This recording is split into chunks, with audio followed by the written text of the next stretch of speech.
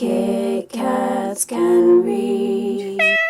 Hey guys, it's Katie. Welcome to another video, and in today's video I'm actually going to be doing a tag video. Haven't done one of these in a while. I really should be doing some tag videos just to like split up the content so that it's just not the same videos. It's not just book reviews, wrap-ups, TBRs, vlogs, reading vlogs, that sort of thing. I like to slunk in a tag here and there, and this one I feel like is a very sort of like easygoing one, not too stressful. I actually first saw this on Bookable's channel. I constantly follow her and I love her videos so much, and I was watching this and I thought, you know what, this is a really easygoing sort of tag that I can do with no stress. So this is called the Book Snob book tag, and I'm going to leave the original tag video down below in the description if you'd like to go to it.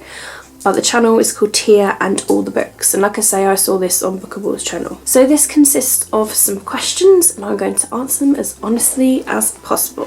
So question number 1 is Adaptation Snob. Do you always read the book before you see the movie? Most of the time I would say that I try to. Only because I feel like it would just ruin the book experience if I watched the movie and then I was like, well, I've already seen what's happened in the movie. And I've done it before where I've watched the movie and then read the book, and I've done that to the second book that's in the Maze Runner series, The Scorched Trials. Now luckily the movie is very different to the book, so I was actually alright. But if the book to movie adaptation was done so well that it was pretty much the same, I feel like I would just be, I don't know, reading the movie pretty much. So I get more enjoyment from reading the book and then seeing how they adapt from the book to a movie. For example, 5 Feet Apart I thought was a very, very good book to movie adaptation.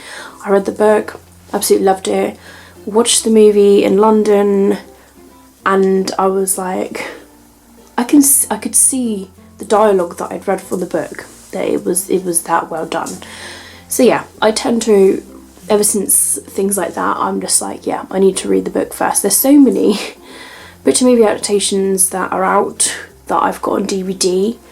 Crazy Rich Asians, there's The Hate You Give, there's you know, there's loads of others that have been released that I need to watch, but I'm just like, I haven't read the book yet, I'm not watching it until I've read the book first. Question number 2 is Format Snob. You can only choose one format in which to read books for the rest of your life. Which one do you choose? Physical books, ebooks, or audiobooks? I feel like I would have to have physical books. I love holding a book in my hand. There's nothing that would ever deter away from that. I love audiobooks and I love reading ebooks as well, because my eyes get really tired at night time and I tend to prefer reading ebooks at night time because of that. Sometimes it's a lot easier to read ebooks in other situations as well, you know, when you can't carry a lot of books.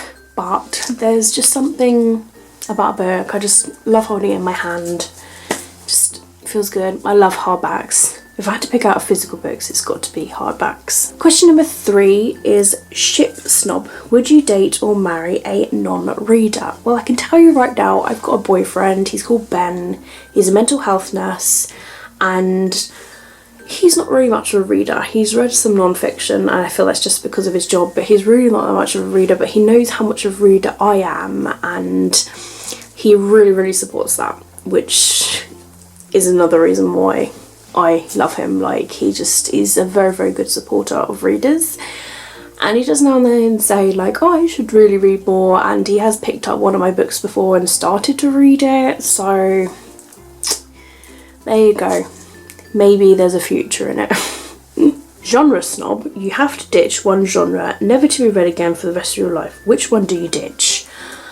I used to never really like historical fiction, but until like last year or beginning of this year, I read a historical fiction young adult book and I really enjoyed it.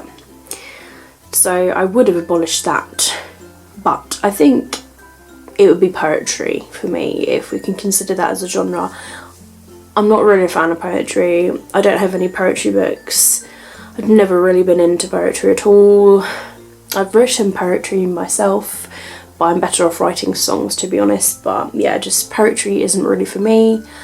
And yeah, like, I wasn't really too keen on the slam poetry of Elizabeth Acevedo. Like, I mean, I read it as like if it was a story, but maybe I would have liked it because I got told the audiobooks better. So maybe with it being read, it would have been really cool, but reading it in a bookish format, yeah, I'm not really a fan of it. Question number 5 is Uber Genre Snob. You can only choose to read from one genre for the rest of your life. Which genre do you choose? I will probably have to go with contemporary romance. There's always one genre that I always go to whenever I'm feeling down, whenever I am just like, oh, I need a break from this book. Contemporary romance. Whether it's young adult, whether it's chick lit, anything, just contemporary romance always hits the spot with me. It always breaks me away from reading slumps. It always makes me feel better. I don't know why. There's some sort of like in seeing someone else's happiness, in reading about someone else's downfalls to get to their romance, happiness. There's something about it that I really enjoy. And yeah, that's definitely a genre that I could easily read for the rest of my life. Question number 6 is community snob. Which genre do you think receives the most snobbery from the bookish community? This is quite a tricky one because the people that I follow like a lot of fantasy and also contemporary. Those probably are like the main two that I ever see.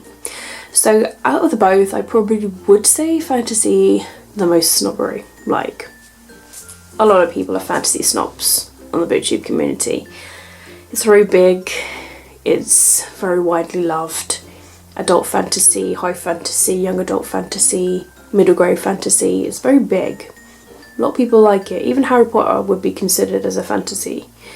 So yeah, it's very big and I feel like everyone's snobs for that genre. Question number 7, and it's the final question, is Snobbery Recipient. Have you ever been snubbed for something that you have been reading or for reading in general? To be honest, when I was in secondary school, not so much in primary school because people did read in primary school. In primary school, I remember going through the reading grades and I would go to the library and I'd get the next reading grade. I'd forever be going to the library with no cares in the world. When you're that age, you just don't care. It's when you hit a teenager where you really started to think about what people thought about you. And I remember going to the library in my first secondary school because I moved like mid-secondary school, and I remember going to the library like once or twice there, and I didn't feel like going there, and whether that's just because I had a best friend that was there that I just wanted to spend time with and I didn't really think too much about the library. But during my second secondary school, I was about 13, between 13 and 14, where we were just sort of like beginning to learn about GCSEs, and I got bullied quite a lot at that school. I got bullied by the girls there a lot and just bullied just because I was new and I was different. I was quite nerdy and I didn't make a lot of friends there, even people in my form group. I, in the end, actually made friends with a couple of people from my secondary school that I'm friends with now. One of them is now married and has a baby of their own, and yeah, we've been friends ever since. Like, but in school, like, it was just all different, and we weren't really that close in secondary school, but we got a lot closer when we left school, when we were about 16. But when I was in secondary school, between those ages of 13, 14, even 15, I would go to the library and I'd spend my breaks in the library. There were even some points where I would go to the toilet to read. Like, I just felt completely bullied, and yeah, and I just distinctly remember a couple of people judging me because I went to the library to read and I didn't go on my breaks to hang out with people. I'd rather be inside reading than I would to be outside like messing around with some people. Like, you know, I felt more comfortable in the library, and I got a little bit snobbed for that. And yeah, just I'm being like snobbed for whatever I read, like nearly every day.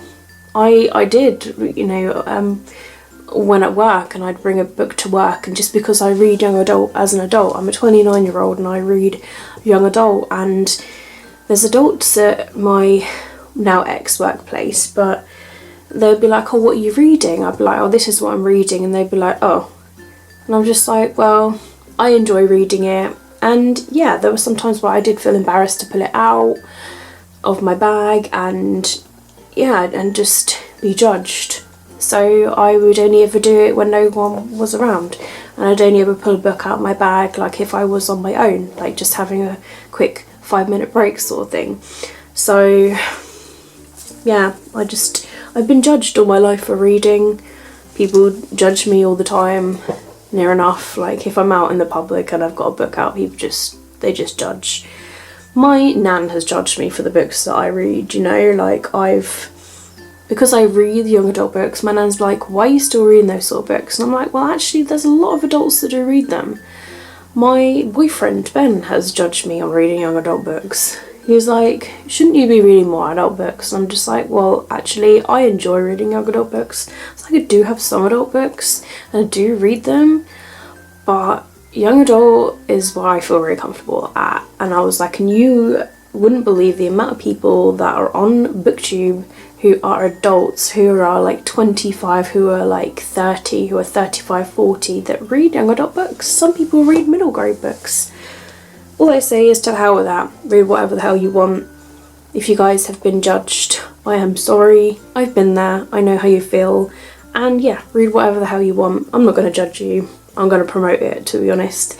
So yeah, just wanted to be pretty honest with that. That was a really deep story. Got really into it. And yeah, it was really emotional just to talk about that. And I can still remember back then, just the feelings that I felt and everything. And yeah, it's not nice being bullied for reading. Why should people be bullied for reading just because they enjoy to read? And I feel like, whether it's still like that now, but I feel like for me, kids get bullied more for reading, especially teenagers, than it is for like an adult to be sat reading. There's a lot of adults that do sit on a bus and read, sit on a train and read, and people don't judge them. They're reading, you know. But when you're a teenager, it's just, you're seen as like a boffin or a nerd or a loner sort of thing, and you're judged as a teenager. And I felt that I was judged more as a teenager than I have been ever.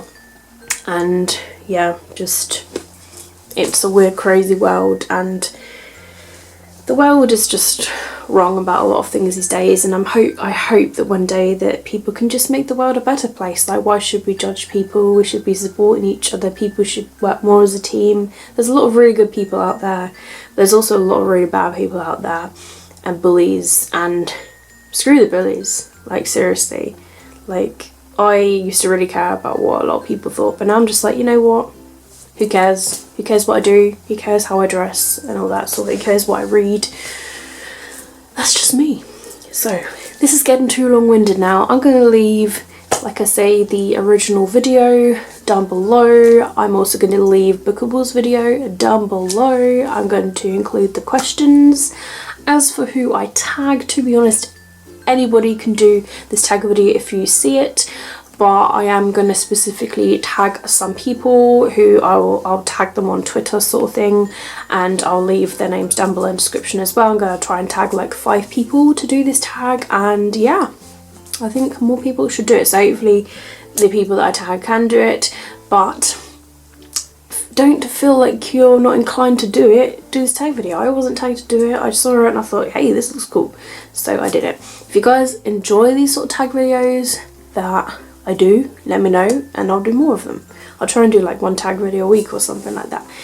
But yeah, that's it for me, guys. If you have enjoyed this tag video, let me know. Give me a thumbs up down below. All of my social media links down below if you'd like to follow me elsewhere. But that's it for me, guys. Keep smiling, keep reading, and be happy. My name is Katie, and I'll see all of you wonderful, awesome people in my next video. Bye!